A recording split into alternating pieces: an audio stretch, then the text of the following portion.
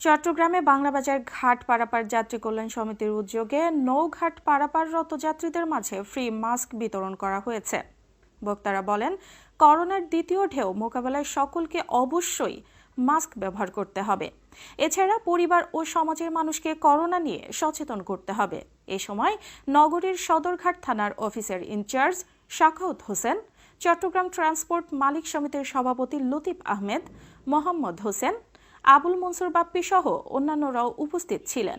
পৃথিবীতে লাখের উপরে লোক মারা গেছেন। মাস্ক বিতরণ অনুষ্ঠানে সম্মানিত বিশ্ব মানবাধিকার দিবস উপলক্ষে চট্টগ্রামে নানা কর্মসূচি পালন করেছে বিভিন্ন মানবাধিকার সংগঠন। এ উপলক্ষে বাংলাদেশ মানবাধিকার উন্নয়ন ফাউন্ডেশনের উদ্যোগে আলোচনা সভা ও ফ্রি রক্তদান কর্মসূচি অনুষ্ঠিত হয়। এতে প্রধান অতিথি হিসেবে ছিলেন চট্টগ্রাম সিটি কর্পোরেশনের মেয়র পদপ্রার্থী এম রেজাউল করিম চৌধুরী। এদিকে চট্টগ্রাম প্রেস ক্লাবের সামনে এক মানববন্ধন ও র্যালি করেছে আইন সহায়তা কেন্দ্র আশোক ফাউন্ডেশন। রফিকুল ইসলামের পরিচালনায় এতে অতিথি হিসেবে ছিলেন কেন্দ্রীয় পরিচালক জামাল চৌধুরী বিপ্লব। দিবসটি উপলক্ষে অন্যদিকে চট্টগ্রাম প্রেস ক্লাবে সংক্ষিপ্ত র্যালি ও আলোচনা সভা আয়োজন করেছে unity for universe human rights of Bangladesh foundation. এ সময় বীর মুক্তিযোদ্ধা জি.এম. কেরামত আলী, সংগঠনটির কেন্দ্রীয় চেয়ারম্যান মোহাম্মদ সুরুজ্জামান, সাংগঠনিক সম্পাদক মোহাম্মদ জাহিদুল ইসলাম, চট্টগ্রাম বিভাগীয় চেয়ারম্যান মোহাম্মদ শাহ সিরাজুল রহমান সজল সহ অন্যান্যরাও উপস্থিত ছিলেন।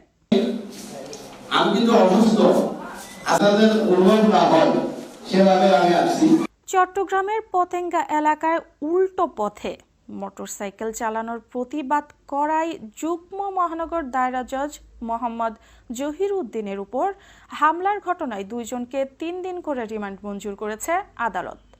অতিরিক্ত চিফ মেট্রোপলিটন ম্যাজিস্ট্রেট মহিউদ্দিন মুরাদের আদালত তাদের রিমান্ড মঞ্জুর করেন।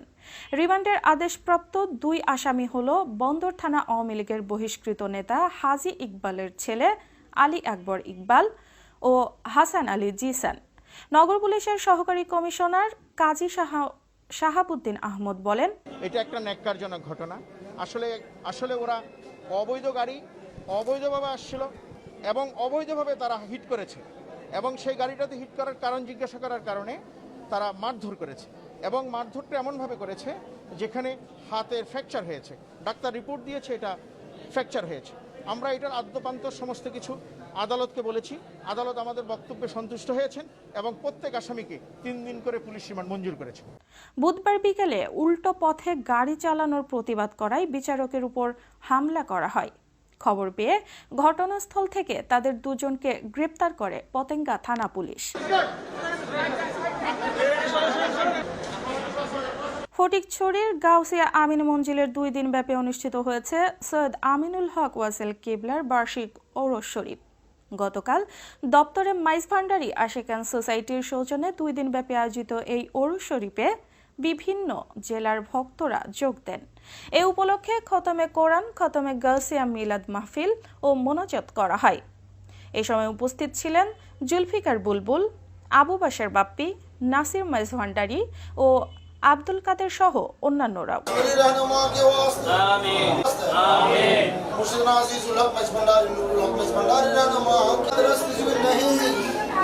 চট্টগ্রামের সাতকানিয়া উপজেলার হাশিমপুরের দিনব্যাপী এলাকায় গরিব ও দুস্থ মানুষের মাঝে রান্না করা খাবার বিতরণ করা হয়েছে।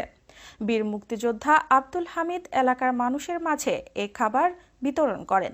এই সময় বাংলাদেশ মুক্তিযোদ্ধা পরিবারবর্গের কেন্দ্রীয় কমিটির উপদেষ্টা মোহাম্মদ আলী, কেন্দ্রীয় কমিটির চেয়ারম্যান জসিম উদ্দিন চৌধুরী ও চট্টগ্রাম দক্ষিণ জেলা মহিলা আওয়ামী লীগের দপ্তর সম্পাদক সঞ্চিতা বড়ুয়া সহ স্থানীয় রাজনৈতিক নেতৃবৃন্দ সহ অন্যান্যরাও উপস্থিত ছিলেন। Aruna Ahmed, S Vision News, Chittagong.